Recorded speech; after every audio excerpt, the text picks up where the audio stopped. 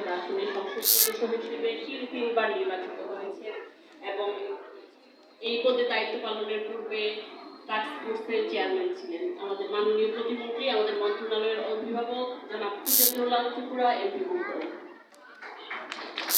চট্টগ্রাম বিশ্ব মন্ত্রণালয় কর্তৃক আয়োজিত আমাদের সপ্তাহব্যাপী যে ফলদ মেলা পার্বত্য অঞ্চল থেকে নিয়ে এসে এখানে যে ফলদ মেলা আমরা দিয়েছি তার সমাপন অনুষ্ঠান।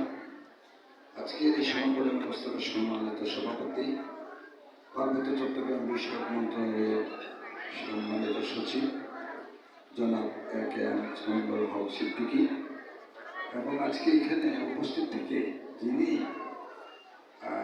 কিছু কথার মধ্যে যে যথার্থতা যে মধ্য দিয়ে যে উপস্থাপন করেছেন, আমাদের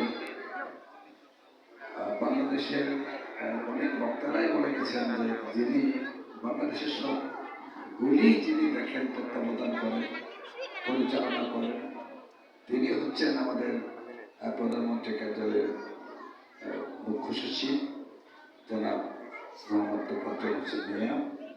এবং আজকে এখানে তার কলিগ, তার সাথে সিভিল সার্ভিসে যারা ট্রেনিং করেছেন, আমার অনেকে আমার সাথে পরিচয় ছিলেন ইতিপূর্ব থেকে।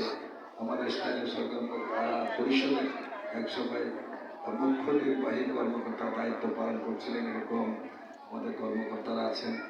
ত্রাণ মন্ত্রণালয়ের সচিবের দায়িত্ব পালন করছেন, মন্ত্রণালয়ের কাছে আছে। তারাও এই দেশের মানুষের জন্য অনেক অবদান রেখেছেন। তারাও আজকে উপস্থিত থেকে আজকের এই সমাপন অনুষ্ঠানকে আরো সৌন্দর্য করতে পারছেন। এবং আমি এখানে মঞ্চে যারা আছেন